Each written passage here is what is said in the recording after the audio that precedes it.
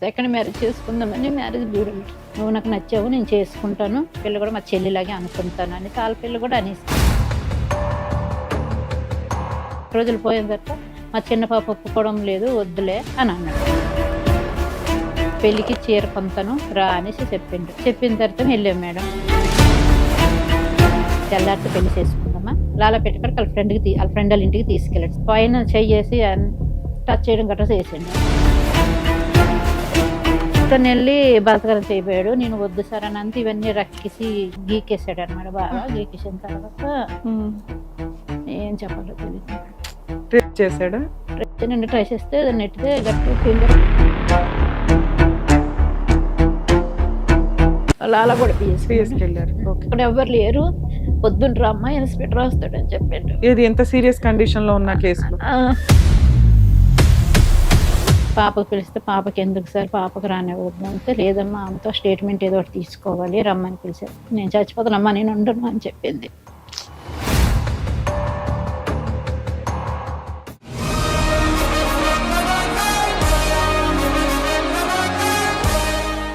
Madam నమస్తే అండి.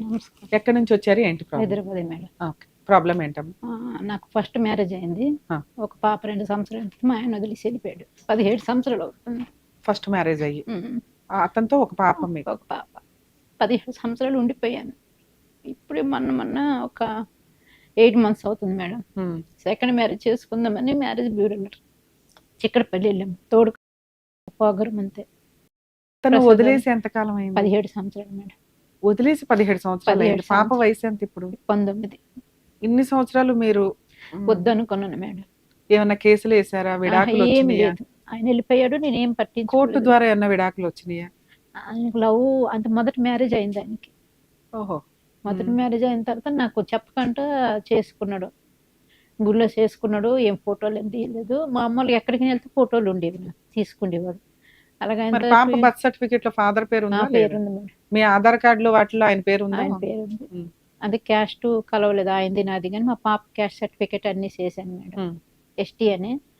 ఇప్పుడు 17 సంవత్సరాల తర్వాత మెయింటెనెన్స్ గానీ ఏమి తీసుకోలేదు. ఎలా బతికారు మరి పిల్ల పాప?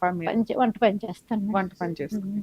మరి ఎన్ని సంవత్సరాల్లో మీకు ఎప్పుడు అనిపించలేదా పాపకి మీకు ఒక తోడు కావాలి అని? అనిపించలేదు. అంటే అతను వస్తాడు వెనక్కి అనుకున్నాను.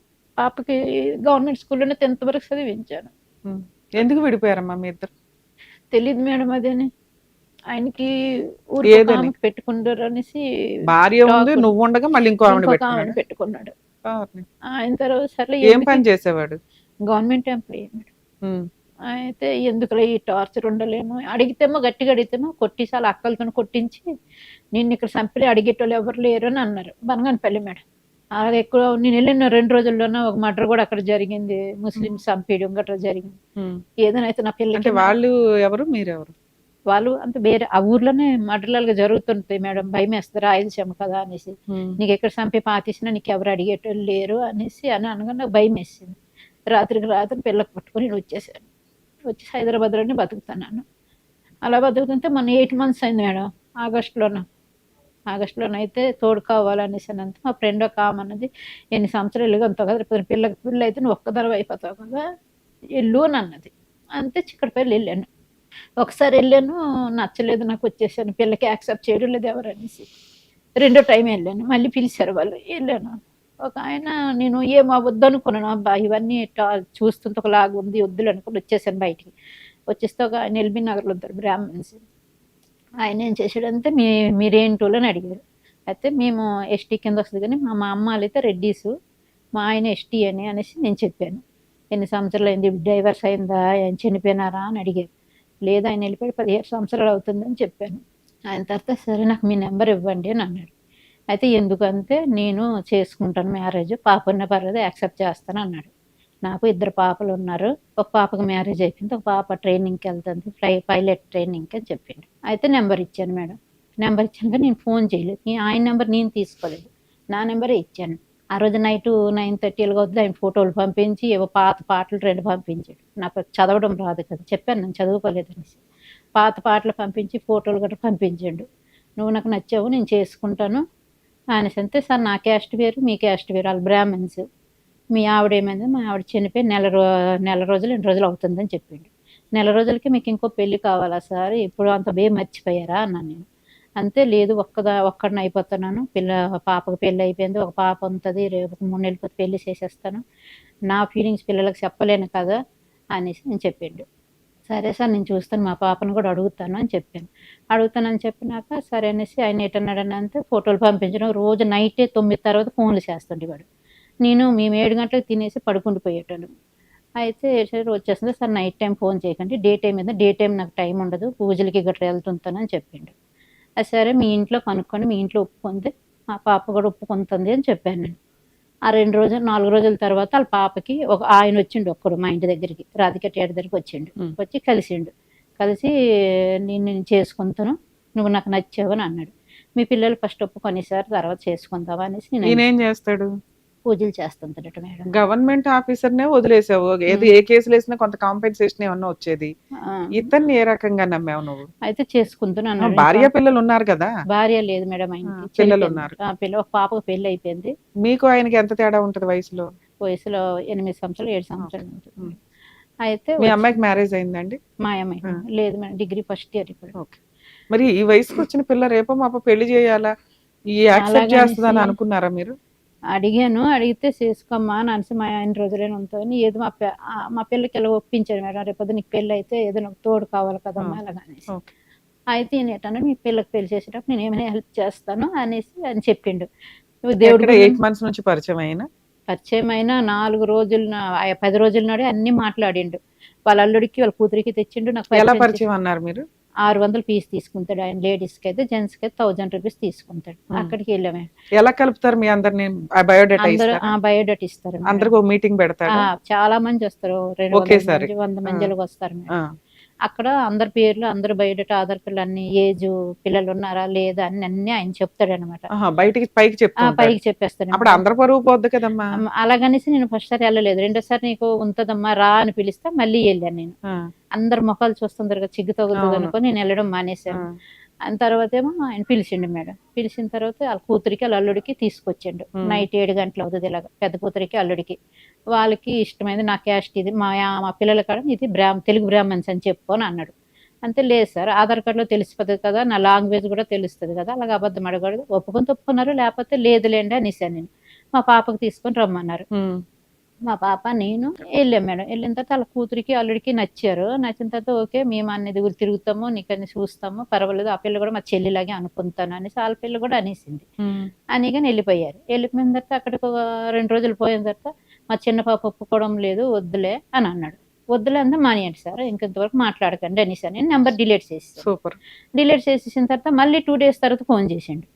ఫోన్ చేస్తే మళ్ళీ ఏమైంది అని అంటే, లేదు మా పాప వెళ్ళిపోతుంది, 3 నెలల సంబంధం ఒకటి వచ్చింది ఎల్బీ నగర్ నుంచి, పెళ్లి చేసేస్తాను, నా కొట్టు. మీరు ఎస్టీనా? ఆయన బ్రాహ్మిన్స్ మేడం. మిమ్మల్ని చేసుకున్నా కలిసి ఉంటాడు అని మీకు అనిపించిందా? ఆయన ఒట్లేసాడు మేడం, దేవుడి గుడి కాడ నేను చేసుకుంటాను అని. కాదండి, అక్కడ ఆల్రెడీ బ్రాహ్మణ సంబంధాలు కూడా ఉండుంటాయి. చేసుకున్నాడు, బ్రాహ్మణ సంబంధాలు ఎవరు ఏంటనేసి నచ్చక నేను వెళ్ళడం లేదు, తిరుగుతున్నాను అని చెప్పిండు. అయితే నేను అప్పటికి 4 సుట్లు అడిగాను, మా క్యాస్ట్ చిన్నది అనేసి. చిన్నది పెద్దది కాదు తల్లి, కొన్ని ఆచార అలవాట్లు ఇవన్నీ ఉంటాయి కదా, మాట అంటే తట్టుకోలేం. అర్థమవుతుందా? అందుకు ఆ బ్యాలెన్స్డ్ రిలేషన్స్ ఉండాలి కాబట్టి ఇలాంటివి కొంచెం మనం యాక్సెప్ట్ చేయలేం. మీరు బ్రాహ్మిన్స్ కాకుండా ఇంకెవరినన్నా అనుకోండి, మీరు ఒక మాట అనగలరు, ఏదైనా చేయగలరు. ఆయన ఏదో మీకు జీవితం ఇచ్చినట్టు ఉంది కదా ఇక్కడ. లేదు, నాకు క్యాస్ట్ తో సంబంధం లేదు, నేను చేసుకుంటాను అని అన్నాడు. అన్న తర్వాత ఏమో అక్కడ 2 days తర్వాత వద్దు, మా చిన్న పిల్ల వద్దు అంటుంది. అంటే మానేయండి సార్, నాకు కూడా వద్దు అని చెప్పేశాను నేను. చెప్పేసిన తర్వాత మా పాప కూడా వద్దులే అమ్మా, ఎందుకు మాట్లాడడం అనేసి మా పాప కూడా అనేసి. అక్కడ 2 days తర్వాత మళ్ళీ చేసిండు ఫోన్. మళ్ళీ చేసి, లేదు నువ్వు నాకు బాగా నచ్చావు, నేను వదులుకోలేకపోతున్నాను, నేను చేసుకుంటున్నాను, నీ సార్ ఒకసారి పర్సనల్గా మాట్లాడుతున్నాను, మళ్ళీ గుడి కడక రా అని పిలిచినాడు. మళ్ళీ గుడి కడికి వెళ్ళిన తర్వాత దేవుడు సాక్షి చెప్తాను, నా పిల్లలు సాక్షి చెప్తాను, నేను పెళ్లి చేసుకుంటాను నీకు, మా పిల్ల ట్రైనింగ్కి వెళ్ళిపోతుంది, ఫ్లైట్ ట్రైనింగ్ అవుతుంది, బెంగళూరు వెళ్ళిపోతుంది, నేను చేసుకుంటాను, తర్వాత నేను అందరికి చెప్పుకుంటాను, తర్వాత రిసెప్షన్లో పెట్టుకుంటాను అని అన్నాడు. అన్న తర్వాత సరేలే సరే ఒప్పుకున్నాక మాట్లాడదాంలేండి అనేసాను. ఆయన టెలిఫోన్ ఇంటికి వచ్చాను. అక్కడికి 2 days తర్వాత ఆగస్ట్ 5 మేడం, మొన్న లాస్ట్ ఇయర్ ఆగస్ట్ 5వ తారీఖునేమో పిలిచిండు. పిలిచి పెళ్ళికి చీర కొంతను రా అనేసి చెప్పిండు. చెప్పిన తర్వాత వెళ్ళాం మేడం. వెళ్ళిన తర్వాత సారీ కొన్నాడు, మా సికింద్రాబాద్లో సారీ కొన్నాడు, మా అంకల్ టెంపుల్ కాడ తీసుకెళ్ళిండు, సారీ పువ్వులు చేతిలో పెట్టి బొట్టు పెట్టిండు, నేను కంపల్సరీ చేసుకుంటాను అని చెప్పేసి వెళ్ళిపోయినాడు. నేను మా ఇంటికి వచ్చాను, ఆయన ఇంటికి వెళ్ళిపోయాడు. జాకెట్ కుట్టించుకో, 2 రోజుల్లో పెళ్లి చేసుకుందాం అని అన్నాడు.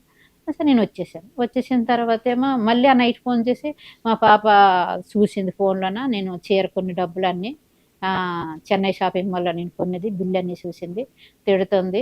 వద్దులే అన్నాడు మేడం మళ్ళీ. నాకు ఈ నసొద్దు సార్, ఈ టార్చర్ వద్దు, రోజు మీరు ఇప్పుడు దౌనంతరు రేపు పాదంతన్నారు, ఇప్పుడే ఇలాగొంతే మీరు లైఫ్ లాంగ్ ఇంకా ఇలాగొంతారని గ్యారంటీ లేదు, నాకు వద్దులేండి సార్ మానేయండి, మీ చీర మీరు తీసుకెళ్ళిపోండి, నాకు ఒక ఎవరిచ్చినా నాకు వద్దు అన్నాను నేను. అంతే లేదు ఇచ్చాను అనుకోను, అంత ఇచ్చాను నేనేమి ముష్టదన్నా, నాకేమైనా మీరు ధర్మం చేయనంటే మీ ఇంటికాడికి వచ్చి అడుక్కున్నానా, తీసుకెళ్ళిపోండి మీ చీర, మీ పిల్లలు ఎవరైనా కట్టుకుంటారు, కొత్త చీరే కదా అన్నాను నేను. లేదు లేదు ఫ్రెండ్ లాగా ఇచ్చాను అనుకో, కొన్ని ఉంచుకో అని అన్నాడు. లేదు సార్ మీరు ఎప్పుడైనా ఇటు వచ్చినాడైనా నేను అటు వచ్చినాడైనా మీ చీర మీకు ఇచ్చేస్తానని చెప్పాను. ఆయన తర్వాత సరేలే అనేసి పెట్టేసేయండి. ఎంత చీర? చీర 8,000 అయింది మేడం. కొన్నాను. 8,000 అయితే సరే అనుకొని అక్కడికి 7వ తారీఖున చెప్పిండు, 10వ తారీఖున నాకు ఫోన్ చేసిండు. లేదు సార్ నా ఫోన్లో బ్యాలెన్స్ లేదు, నేను ఫోన్ చేయలేను, నేను ఊరు వెళ్తాను సార్, నాకు పని ఉన్నది అని చెప్పాను నేను. అని తర్వాత మెసేజ్ పెట్టండి 5 గంటలకు ఫోన్ చేస్తాను అని చెప్పేసి 5 గంటలకు ఫోన్ చేసిండు. చేసేసి మంగళసూత్రము పట్టు గొలుసులు అవి కొంటాను, మనం తెల్లారితో పెళ్లి చేసుకుందామా, పెళ్లి చేసుకుని ట్యాంక్ బండ్ ఇక్కడ పక్కకు వెంకటేశ్వర స్వామి గుడి ఉన్నదంట కదా మేడం, అక్కడ చేసుకుందామా, పొద్దున్నే మనం కొనలేం కదా అనేసి మళ్ళీ చేసుకుంటాను అన్నాడు. 5వ తారీఖు రోజు ఏరుకునే రోజు రూమ్ ఫ్రెండ్ పంతులు ఉంటాడు, రా వెళ్దామా జాతకం చూపిస్తాం అన్నాడు మేడం. లాలపేట కాడ వాళ్ళ ఫ్రెండ్ వాళ్ళ ఇంటికి తీసుకెళ్ళాడు. శివాలయం ఉంటుందా ఎదురుగా ఒక రూమ్ ఉంటుంది అయింది, అక్కడికి తీసుకెళ్ళిన తర్వాత 5వ తారీఖు 7:30కి 7 గంటలకు తీసుకెళ్ళాడు మేడం. తీసుకెళ్ళిన తర్వాత ఏమో పైన చెయ్యేసి టచ్ చేయడం గట్రా చేసిండు. అయితే వద్దు సార్ పెళ్లి కాకముందు అలా చేయకండి, నేను వచ్చేసాను కాబట్టి. వచ్చిన తర్వాత సారీ ఏమనుకోకు, నేను పెళ్లి చేసుకుందాను అని చెప్పిన తర్వాత ఆయన అటు వెళ్ళిపోయినా. లేదు మేడం, టచ్ వరకే ఉన్నది. ఆయన తర్వాత ఏమో అక్కడ టచ్ చేసి నేను కోపం అయిపోయి వెళ్ళిపోయాను, మీతో నాకు పెళ్లి వద్దు సార్, సెట్ కావడం లేదు అనుకొని చెప్పేసి వెళ్ళిపోయాను. వచ్చిన తర్వాత అమ్మాయి ఒప్పుకోవడం లేదు. 7వ తారీఖున కొన్నాడు. 10వ తారీఖు రోజేమో నాకు ఆగస్టు 15 ఆ 10వ తారీఖే మంగళసూత్రం కొందామా పట్టీలు కొందామా రా అని పిలిచిండు. రా అని పిలిచిన తర్వాత ఏమో సరే అనుకుని, నా ఫోన్లో బ్యాలెన్స్ లేదు సార్, నేను రాలేను, నాకు చేతులు కూడా పైసా లేదు, ఆటోకి రాను నాకు కూడా అంతే, ఇక్కడ కొందాం రాధిక థియేటర్ దగ్గర ఉన్నాయి కదా చాలా షాపులు, కొందాం రాని అంతే, లేదు ఇక్కడ మా ఫ్రెండ్ కూడా వస్తాడు కదా కొనాలి, మనకు ముహూర్తాలు తీస్తాడు, తెల్లారితే మళ్ళీ 9 గంటలకు షాప్ లేట్ ఉండవు అని చెప్పింది. నువ్వు రా ఆటో మీద నేను డబ్బులు కడతానులే అని అన్నాడు. అంతా మళ్ళీ నేను రాత్రి వంట చేసుకొని 8 గంటలు అవుతుంది వెళ్ళాను మేడం, 8:30 అవుతుంది వెళ్ళాను. వెళ్ళిన తర్వాత ఏమో కొందాం రాను స్కూటీ మీద అక్కడ నిలబడ్డాడు, ఆటోకి డబ్బులు ఇచ్చిండు, తీసుకెళ్ళాడు. మళ్ళీ ఎందుకు సార్ తీసుకెళ్తున్నారని అంతే, లేదు ఆయన కూడా వస్తారు ముహూర్తం చూడాలి కదా మనందేలాగా నువ్వు ఉండాలి కదా అని చెప్పాడు. ఉండాలి కదా అని తర్వాత ఆ రూమ్కి తీసుకెళ్ళిన తర్వాత ఏమైనా తాగుతావనంటే నేను ఎంత తాగుతా తినేసే వచ్చాను నేను అన్నాను. నేను కొన్నారా గోల్డ్ అవి? లేదు మేడం. అయితే రూమ్కి తీసుకెళ్ళాడు. రూమ్ తీసుకెళ్ళిన తర్వాత ఏమైనా తాగరని తెస్తాననేసి వాళ్ళ ఫ్రెండ్ ఏమో బయట నుంచి గడెట్టుకుంటూ వెళ్ళిపోయినాడు. గడెట్టుకుంటూ వెళ్ళిపోయిన తర్వాత ఏమో ఈయన చేశాడు, వాళ్ళ ఇంట్లో కెమెరా ఉంది, ఈ కెమెరా పనిచేస్తుందిరా అంటే, లేదు ముఖ్యమైనవి ఉంచుతారు, ముఖ్యం లేనివి అయితే డిలీట్ చేసేస్తారని ఆయన చెప్తున్నాడు. వాళ్ళ ఇంట్లో కుక్కలు పిల్లులు చాలా ఉన్నాయి మేడం. కుక్కలు పిల్లులు ఉన్నాయి కదా, నేను వాటికి వీడియో తీసుకుంటాను, ఫోటోలు వీడియోలు తీసుకుంటుంటే ఆయన బయట నుంచి గడెట్టుకుంటూ వెళ్ళిపోయినాడు. ఈయనెమరా ఇల్లు చూద్దుగానే లోపలికి చెయ్యి పట్టుకొని తీసుకొని వెళ్ళి బలత్కారం చేయబోయాడు. నేను వద్దు సార్ అని అంతా ఇవన్నీ రక్కేసి గీకేసాడు అనమాట. బాగా గీకేసిన తర్వాత ఏం చెప్పాలో తెలియదు మేడం. ట్రై చేస్తే నెట్టితే గట్టిగా ఫింగర్ అమ్మో తలుపు తీ అని చెప్పి ఎవ్వరు లేరు. ఈ చెయ్యి గట్టిగా నొక్కేసి గుద్దీసాడు. ఇప్పుడు చెయ్యి ఎత్తలేకపోతున్న పైకి. ఇప్పుడు 5 నెలలు అయింది, వంటకు కూడా వెళ్ళడం లేదు. ఆ రాత్రి అక్కడి నుంచి నేను తలుపు తీయరు, అన్ని కుడితే అన్ని తలుపులు పని చేస్తున్నాడు. తర్వాత పెద్దగా అరుస్తుంటే అప్పుడేమో ఫోన్ చేసిండు ఆడికి వచ్చి డోర్ తీయనేసి. డోర్ తీయాలంటే డోర్ తీస్తే నేను వచ్చేస్తూ ఉండు నీకు దింపుతానని చెప్పేసి, మరి ఆ చీకట్లో నీకైతే అందులో తెలియదు కదా, స్కూటీ మీద రోడ్డు వరకు దింపిండు. రోడ్డు వరకు దింపేసిన తర్వాత నేను మరి పెళ్లి చేసుకోలేను, మీది క్యాస్ట్ చిన్నది అని చెప్పేశాడు. నేనేమన్నది ఒక్క మాట కూడా ఆడలేదు మేడం. తిన్న పోలీస్ స్టేషన్కి వెళ్ళిపోయిన అదే టైంలో లాలగూడ పిఎస్ వెళ్ళిన తర్వాత ఏమో అక్కడ ఎవరు లేరు, పొద్దున్న రమ్మా ఇన్స్పెక్టర్ వస్తాడని చెప్పాడు. ఎంత సీరియస్ కండిషన్ లో ఉన్న కేసులో అయితే సరేలే అనుకోని 9:30 అయిపోయింది కదా, నైట్ అయిపోతుందని ఇంటికి వచ్చేసాను నేను. మళ్ళీ తెల్లవారు వెళ్ళాను 11 గంటలకి. 11 గంటలకి వెళ్తే సార్ లేరు, ఏదో మీటింగ్కి వెళ్ళున్నారు అని చెప్పారు. మీటింగ్కి వెళ్ళున్నారు అంటే మళ్ళీ అప్పుడు సాయంకాలం 4 గంటల వరకు అక్కడే కూర్చున్నాను. మళ్ళీ ఆయన వచ్చినాడు. ఆయన వచ్చి నీకు పర్వాలేదమ్మా, 15 రోజులైనా సరే నీ కేసు రాస్తాను అని చెప్పిండు. చెప్పిన తర్వాత ఏమో రాసిండ్రు, ఏమేమి రాసిండ్రు, ఏమేమి చేసిండ్రు, ఎల్లు అని అన్నారు. ఎల్లు అని తెచ్చారమ్మా, ఎఫ్ఐఆర్ కాపీ అయితే ఎల్లు అన్నారు. వెళ్ళిన తర్వాత మళ్ళీ వెళ్ళాను. ఆయనకి ఎతుకుతారు, పట్టుకుంటారులే, ఆయన ఎక్కడ ఉంటారని అంటే ఎల్బీ నగర్లో ఉంటారు సార్ అని చెప్పాను. ఫోన్ నెంబర్ ఇచ్చాను. ఆయనకి 2 రోజుల నాడు ఎతికి తెచ్చారు. ఎతికి తెచ్చిన తర్వాత మీరు చేశారంటే ఏం లేదంటున్నాడు, అబద్ధం ఆడుతున్నాడు, నువ్వు అబద్ధం ఆడుతున్నావు అనేసి నా అక్కడ ఎస్ఐ మమతా మేడం అనేసి ఉన్నారు. మెడికల్ టెస్ట్ కి పంపించలేదా మిమ్మల్ని ఆ రోజు? అయితే లేదు మేడం, నేను 4 కుక్కలకి వీడియో తీస్తున్నాడు, ఆయన నాకు నెట్టున్నప్పుడు అన్ని వదులన్నా అంతే రికార్డ్ అయిపోయింది మేడం. మొహాలు సరిగ్గా పడగా రికార్డ్ అయిపోయింది. రికార్డ్ నా మొహమే పడ్డది ఎక్కువ. ఆయన తర్వాత రికార్డ్ అయిపోయిన తర్వాత లేదని చెప్తున్నాడమ్మా, నువ్వేం అబద్ధం ఆడుతున్నావు అంటే, అబద్ధం ఆడితే నేను రేపు చేసాడని అబద్ధం ఆడుతాను మేడం, నేను అన్ని విషయాలు అలా చెప్పను అనేసి చూపించాను. అన్ని చూపించి రేపు ఆయనకు అడిగితే నేను ఏం చేద్దాం, ముట్టుకోలేదు కూడా అని అన్నాడు. వాళ్ళ కూతురు, పెద్ద కూతురు, అల్లుడు ఆయన వచ్చినారు. ఈ ఫోటో వీడియో చూసింది మమతా మేడం, చూసి ఆయనకు చూపించింది. ఇది నువ్వు కాదా, ఆమె వదిలి అంతుంటే నువ్వు అలా చేస్తున్నావు అని అంతటికి సైలెంట్ అయిపోయాడు. సైలెంట్ అయిపోయిన తర్వాత ఆమె సగం ఎఫ్ఐఆర్ రాసింది అనమాట. రాసిన తర్వాత ఆయన నాకు బయట పిలిచి, రాజీ అయిపో నాకు ఆపరేషన్ అయిపోయింది, ఇలాగ అయ్యింది అలాగ అయ్యింది అని అంటున్నారు ఇప్పుడు పిల్లలు అని. మమతా మేడం ఏడు చేసిందంటే వద్దు రాజీ అవ్వకనేసి లోపలికి పిలిచింది. పిలిచి సంతకాలు పెట్టించుకుంది. రాత్రి 12:30 భరోసా ఆఫీస్కి కూడా వెళ్ళాము. 12:30 అక్కడ ట్రీట్మెంట్ చేసి అది చెయ్యన్ని చూసారు. ఇదంతా సెటిల్మెంట్ అంటే ఏంటి, పెళ్లి చేసుకోవడమా లేకపోతే ఏమో మరి ఏటో నాకు మాట్లాడినవ్వలేదు మేడం. ఇట్లాంటివి సెటిల్మెంట్ చేసుకోకూడదు మాట్లాడకంటే అక్కడ భరోసా ఆఫీస్కి వెళ్ళాము. వాళ్ళు 9,000 వేసారు మేడం మొన్న నాకు, క్యాస్ట్ చిన్నదన్నాం అనేసి. ఇప్పటికి చెయ్యి నాకు పైకి లేగదు, నొప్పి ఉన్నదంటే మెజెస్టిక్ దగ్గరికి వెళ్ళి అన్ని రాసామని చేసాం. కానీ గడికి పోలీసులు నెలకు ఒకసారి పిలుస్తున్నారు, ఇది తక్కువైంది అది తక్కువైంది అని పిలుస్తూనే ఉన్నారు. ఆయనకి ఏం చేశారంటే ఏం లేదమ్మా, ఆయన డబ్బులు కట్టి బయటకు వస్తాడు కదా అనేసి. అరెస్ట్ అయ్యారు అని అంటున్నారు. డబ్బులు కట్టి బయటకు వస్తాడు కదా, ఎప్పుడో అవుతుంది, నీకు అంతకాలం హైకోర్టులోకి వెళ్ళిపో కేసు వేసుకోవడానికి అనేసి అంటున్నారు. నీకేం కావాలి, ఇక్కడికి ఎందుకు వచ్చారు? నాకు ఏదైనా మీరు న్యాయం చేస్తారు. మీ దృష్టిలో న్యాయం ఏంటి? ఆల్రెడీ అరెస్ట్ అయ్యాడు, కేసు అయితే స్ట్రాంగ్ గానే నడుస్తుంది. మీరు ఒకసారి ఆ పేపర్స్ ఇవ్వండి అమ్మా, అందులో ఇంకేం చేయొచ్చో చెప్తాను. మన లాస్ట్ మంత్ పాపకు పోలీసులు పిలిచారు మేడం. ఆయనకి ట్రాన్స్ఫర్ అయిపోయి వెళ్ళిపోయినాడు. ఇంకొక ఆయన వచ్చిండు ఇన్స్పెక్టర్ గారు. పాపకు పిలిస్తే పాపకి ఎందుకు సార్, పాపకు రానివ్వద్దంటే లేదమ్మా ఆమెతో స్టేట్మెంట్ ఏదో ఒకటి తీసుకోవాలి రమ్మని పిలిచారు. పాప స్టేషన్కి వెళ్ళేసి 2 గంటల సేపు కూర్చున్నాం అక్కడ. అప్పుడు ఏదేదో అడిగినారు. పాపకు రాసుకుని ఇంటికి వచ్చిన తర్వాత నేను చచ్చిపోతానమ్మా, నేను ఉండను అని చెప్పింది. నేనే చచ్చిపోతున్నా, మా పాప ఊరేసుకొని ట్రై చేశాను మేడం. మా పాప నుంచి తిత్తరు ముందు మానేసి అన్నది. లేడీస్ పెళ్లి పేరుతో అబద్ధాలు చెప్పడం, లేడీస్ బ్లాక్మెయిల్ చేయటం, లేడీస్ స్వార్థంతో అబ్బాయిల్ని ట్రాప్ చేసి పెళ్లి పేరుతో 10 మందిని పెళ్లిళ్ళు చేసుకుంటామని చెప్పి బ్లాక్మెయిల్ చేయడం, ఇవి రెగ్యులర్గా మనం చూస్తున్నాం. మరి ఈ కేసు ఆ లిస్ట్లోకి వస్తుందా? మోసం చేసే స్త్రీ ఎందుకు చాలా సందర్భాల్లో జెంట్స్కి ఫేవర్గా ఈ రోజున మాట్లాడాల్సి వస్తుందంటే, చాలా కేసులు మిస్యూజ్ అవుతున్నాయన్న ఉద్దేశం. తప్పు చేసేది ఇద్దరు అయినప్పటికీ మ్యాక్సిమం కేసుల్లో బలవుతున్న వ్యక్తులు జెంట్స్. ప్రతి కేసు ఒకటే కాదు, ఈ కేసు పూర్తి విరుద్ధం. ఒక స్త్రీ ఇక్కడ కూర్చొని, ఇక్కడ మా రమ్య గారి ముందు కూర్చోవాలంటే మ్యాక్సిమం ఒక భయపడతారు. తప్పు చేసిన వాళ్ళు ఎవరు ఇక్కడికి రారు, న్యాయం కావాలి అనుకునే వాళ్ళు ఇక్కడికి వస్తూ ఉంటారు. నాతో మాట్లాడేటప్పుడే నేను కొంత అబ్జర్వ్ చేయగలుగుతాను ఏది నిజం ఏది అబద్ధం అని.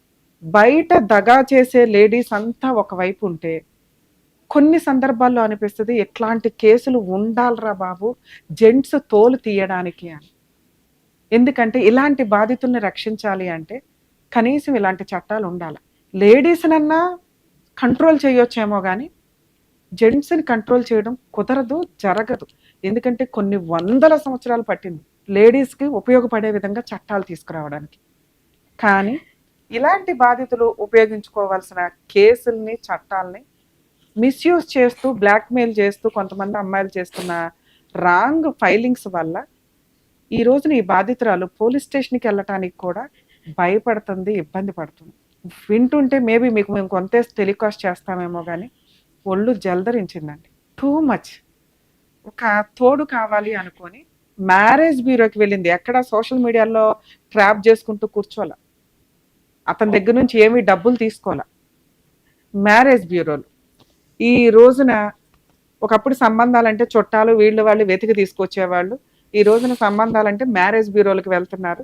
మ్యారేజ్ బ్యూరోల్లో ఇన్ఫర్మేషన్ ఏది కరెక్ట్ కాదు, ఇంక్లూడింగ్ శాలరీతో సహా. అయినా తప్పదు, ఒక వ్యక్తి ఇంకో వ్యక్తికి పరిచయాలు అవ్వాలి అంటే వెళ్తున్నారు. ఆ కుప్పల తెప్పల్లో ఇక్కడ కొంత మ్యారేజ్ బ్యూరో ఏదైతే ఉందో అది రీజనబుల్ గానే ఉన్నప్పటికీ ఏదో గేదలు ఆవులు మేకల్ని మనం కూరగాయల బేరాలకు పెట్టుకుంటున్నట్టు ఎట్లా ఉందో అలా అనిపించింది నాకు ఆ ట్రెండింగ్ చూస్తే. ఏది అందరిని ఇటు 100 మందిని అటు 100 మందిని పిలిచి ఒక్కొక్కరిని స్టేజ్ ఎక్కించి ఈవిడ పేరు ఇది, ఈవిడ క్వాలిఫికేషన్స్ ఇవి, ఈవిడ క్యాస్ట్ ఇది, ఈవిడ వ్యాపారం ఇది, ఇతని క్యాస్ట్ ఇది, ఇతని పని ఇది, ఇతని జాబ్ ఇది, ఇతని ఫలానా, అలా ఆవిడ ఇప్పుడు చనిపోయింది, ఇలా ఆయన ఇప్పుడు చనిపోయాడు, వీళ్ళు ఎలా విడాకులు తీసుకున్నారు. ఇది ఒక్కళ్ళకే తెలియదు. వీళ్ళ సంబంధం ఏదో ఒకటి వస్తుంది అనుకుంటే మిగతా 99 మంది చూస్తారు. ఈ ట్రెండ్ కొంచెం బాగాలేదు. కాస్త మ్యారేజ్ బ్యూరోలు ఎవరో ఇలా మ్యాచెస్ చూసేవాళ్ళు కొంచెం ఆలోచించండి, ఇది కరెక్ట్ కాదు అని. ఎందుకంటే ఆ వ్యక్తే కాదు, ఇంకొక 10 మంది కూడా ట్రాప్ చేస్తూ ఉంటారు. లేడీస్ ఖచ్చితంగా జాగ్రత్త పడాల్సిందేనండి. ఇంత అన్యాయం జరిగినాక పాప మీ అమ్మాయికి వెనకాల బ్యాక్గ్రౌండే లేదు. ఎవరో ఒకప్పుడు ఏదో అయిపోయింది, ఒక కూతురు వచ్చింది ఈ రోజున. ఆ పిల్ల ఎంత అవమానం ఫీల్ అవుతుంది ఒక అమ్మ చేసిన తప్పటడుగు వల్ల. పోనీ అమ్మ తప్పటడుగు వేసిందా? వేయలా. కనీసం కూతురికి ఒక తోడు అమ్మ నాన్నగా ఉండి పెళ్లి చేసి తను వెళ్ళిపోతే నాకు ఒక తోడు ఉంటారు ఈ వయసులో, నేను నాకు వైపు ఓపుకున్నంత వరకు ఒక వ్యక్తికి హెల్ప్ చేయగలుగుతాను, సేవ చేయగలుగుతాను, ఆయన నాకు తోడుగా ఉంటాడన్న ఒక్క ఉద్దేశంతో, ఒక మంచి ఉద్దేశంతో వెళ్ళింది. ఎంత దారుణం అండి. బట్టలు కొంటానని చెప్పింది. అసలు నేను వింటున్న స్టార్టింగ్లోనే మేబీ మీకు అనిపించవచ్చు, అబ్జెక్షన్ చేసుకుంటూ వచ్చా.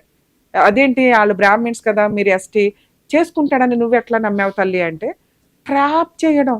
వెనకాల ఎవ్వరు లేదు, చక్కగా ఉంది. వాడు వదిలి అవసరం పడేస్తే ఏం అనటానికి లేదు. 80% కేసులు వెయ్యరు తెలుసా ఇలాంటి కేసుల్లో. పరువు పోతుంది, నీ ఒళ్ళు కొవ్వెక్కిందా తల్లి నీకు తెలియదా అనేస్తారు పుసుక్కుని. ఇలాంటి సందర్భంలోనే రేపులు జరుగుతున్న కేసుల్లో మోసపోయిన ఆడపిల్లలు పోలీస్ స్టేషన్లకు వెళ్ళేది చాలా తక్కువ. వాళ్లే లవ్ చేశారు, వాళ్లే వచ్చారు, అయినా నీ బుద్ధేం అయ్యింది, నువ్వు మంచోడివేగా. ఇక్కడ పరిస్థితి వేరు. ఆయనే పిలిచి గోల్డ్ కొందాము, నా మంగళసూత్రం కొందాం అని చెప్పి ఫ్రెండ్ రూమ్కి తీసుకెళ్లి జ్యోతిష్యం చూపిద్దామని రేప్ చేసిన సందర్భాలు చెప్పుకోవడానికే చాలా ఇబ్బందికరంగా ఉంది.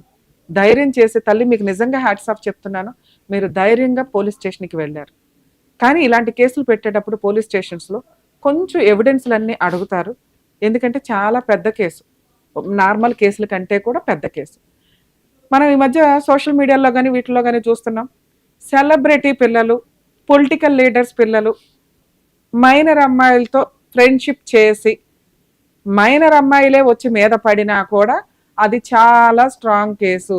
ఆ అబ్బాయిలు జాగ్రత్త పడండి అని 100 సార్లు చెప్తున్నాం. తెలిసి తెలియక, లీగాలిటీ తెలియక కొంతమంది ఆ అమ్మాయి వచ్చింది, ఆ అమ్మాయి మీద పడింది, ఆ అమ్మాయి డ్రగ్, ఇవన్నీ వేస్ట్ మాటలు. లా అండ్ ఆర్డర్ ప్రకారం, రూల్ ప్రకారం ఏముందో అది ఫాలో అవ్వాలంతే. సెలబ్రిటీ పిల్లలు, పొలిటికల్ లీడర్స్ పిల్లలు, అసలు ఆర్డినరీ మగ పిల్లలు ఎక్కువ జాగ్రత్త పడాలి మైనర్ అమ్మాయిల విషయంలో. వద్దు అసలు సరౌండింగ్ వద్దు, ఆ ఫ్రెండ్షిప్ వద్దు, ఆ లవ్ వద్దు, ఆ చొట్టరికం అసలు వద్దు. అయిపోయిందా? ఎక్కడ ఎవరిని ఆపడానికి లేదు, ఎవరైనా అరెస్ట్ అవ్వాల్సిందే. ఎంత గొప్ప వ్యక్తులైనా, ఎంత డబ్బున్నా కూడా మైనర్ పిల్లల కేసుల్లో కోర్టు కొంచెం కూడా టాలరేట్ చేయదు, లా అండ్ ఆర్డర్ కొంచెం కూడా టాలరేట్ చేయదు. మరి మేజర్ అయిన అమ్మాయిల విషయం పరిస్థితి ఏంటి? మరి అది ఈజీయా? ఆ పవర్ కంటే కొంచెం తక్కువేమో, కానీ ఈ కేసు కూడా ఏం తక్కువ కాదు. నిజమా కాదా అనేది కోర్టు డిసైడ్ చేస్తుంది. ఏంటి నిజం? మైనర్ అమ్మాయిలంటే వాళ్ళు ఇష్టపడి వచ్చినా కూడా కోర్టు కన్సిడర్ చేయదు, వాళ్ళ విల్లింగ్ యాక్సెప్టబుల్ కాదు, అది క్రైమే 100%. మేజర్ వాళ్ళ విషయంలో వాళ్ళకి నాలెడ్జ్ ఉంటుందిగా, ఎందుకు వెళ్తున్నారు, ఏం జరుగుతుంది, ఎందుకు ఆ అబ్బాయి చేయడానికి వచ్చాడు, ఖండించడానికి ఉన్న ఆప్షన్స్ ఏంటి, ఇవన్నీ కన్సిడర్ చేసి ఫైనల్గా జడ్జిమెంట్లో ఫేవరబుల్గా రావచ్చేమో. కానీ చీటర్ అమ్మాయిలు కొంతమంది ఉంటారు. ఇప్పుడు ఈవిడ కేసు మనం కన్సిడర్ చేస్తే ఈ బ్యాక్గ్రౌండ్లో ఏం జరిగింది 17 ఏళ్ళు అన్న స్టోరీ వచ్చేస్తుంది. అవన్నీ ఎంక్వైరీ చేసుకున్నారు పోలీసులు. ఈవిడ పర్ఫెక్ట్ అని రుజువు అయింది కాబట్టి ఈ రోజున నుంచోబెట్టి వాడు తోలు తీయడానికి ఎతుకుతున్నారు. వాడు ఆల్రెడీ అరెస్ట్ అయ్యాడు. సో ఆడవాళ్ళని జడ్జ్ చేసే ముందు 1కి 100 సార్లు ఆలోచించండి. వాళ్ళ పరిస్థితుల ప్రభావం వల్ల ఎక్కడో 1, 2 మిస్టేక్స్ జరుగుతాయి. లేదా నమ్ముతారు అవతల వ్యక్తిని. పనిగట్టుకొని మోసం చేసినోడు ఎవ్వడైనా జీవితం సర్వనాశనమే, గుర్తుపెట్టుకోండి. మేడం, మీ కేసు విషయం మీకు కొంత నాలెడ్జ్ ఉంటే మీరు ఇంత టెన్షన్ పడరు. తల్లి, మీరు చాలా మందికి రిప్రజెంటేటివ్. కొన్ని వందల మంది మహిళలు పోలీస్ స్టేషన్కి వచ్చి ఇలాంటి కేసుల్లో కేసేయరు. ఎందుకంటే ముందు మిమ్మల్ని జడ్జ్ చేసి పడేస్తారు.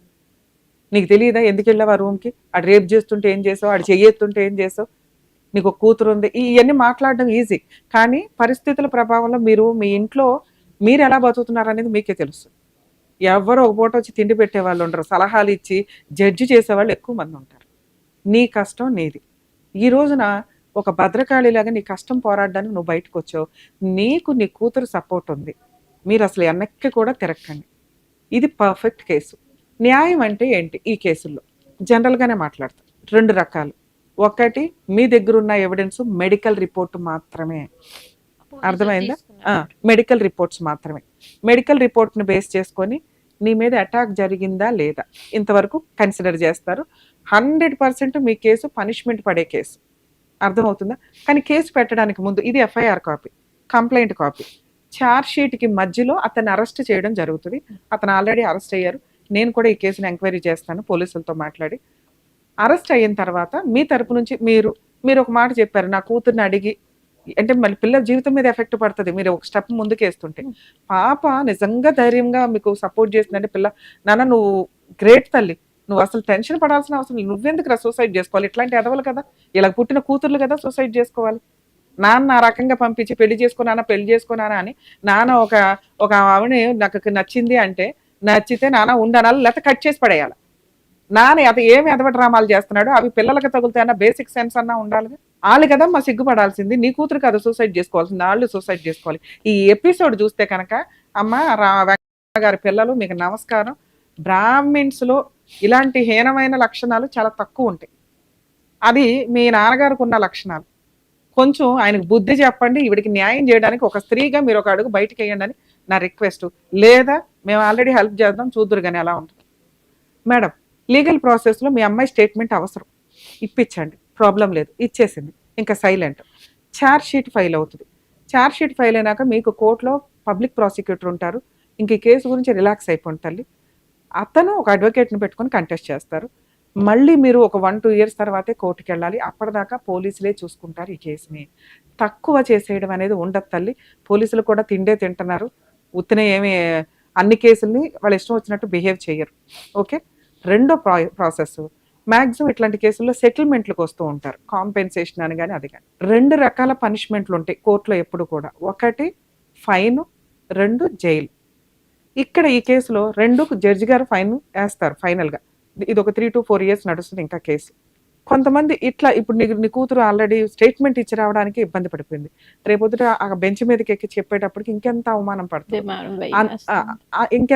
పడుతుందో. కాబట్టి కొన్ని సందర్భాల్లో ఆ ఫైన్ ఏదో బయట అవుట్ ఆఫ్ కోర్టులో వేసి కాంపెన్సేషన్ రూపంలో తీసుకొని కేసుని హాస్టైల్ చేసుకోవడం ఒకటి.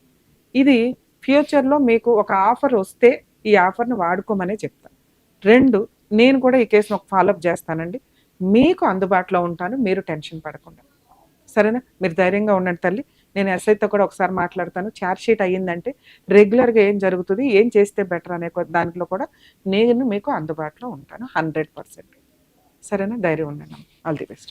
చూడండి, ఒక మహిళ ధైర్యంగా ఇట్లాంటి కేసుల్లో, మీరే చీటర్స్ అయితే దయచేసి కేసులు వేయకండి, కానీ అన్యాయం జరిగినప్పుడు మాత్రం కొంచెం కూడా టాలరేట్ చేయకండి. ఎందుకంటే మిమ్మల్నే కాదు ఇంకొక 10 మందిని వాడు మోసం చేసుకుంటూ వెళ్తాడు.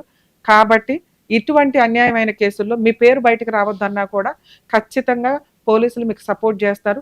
లీగల్ ప్రాసెస్లో మీకు కొంత టైం పట్టొచ్చేమో కానీ వాళ్ళకయ్యే లీగల్ ఎక్స్పెన్సెస్ చాలా ఎక్కువ ఉంటాయి. అలాగే వాళ్ళ కనీసం కోర్టుల చుట్టూ తిరగడం అనేది కూడా ఒక పెద్ద పనిష్మెంట్ కింద లెక్క. ఆ టైప్ ఆఫ్ పనిష్మెంట్ ఇవ్వండి. దయచేసి ఎవరికైనా ఇటువంటి సెక్సువల్ అబ్యూజులు, స్టూడెంట్స్ కానీ ఇళ్లలో ఉన్న మహిళలు కానీ పూర్తిగా సెక్సువల్ అబ్యూజ్ ఏదన్నా జరిగితే, అది హానెస్టీ కేసు అయితే ఖచ్చితంగా న్యాయవేదిక ప్రోగ్రామ్ని అప్రోచ్ అవ్వండి. మా వంతు ప్రయత్నంగా మేము మీకు చేయగలిగిన లీగల్ హెల్ప్ చేయగలుగుతాం.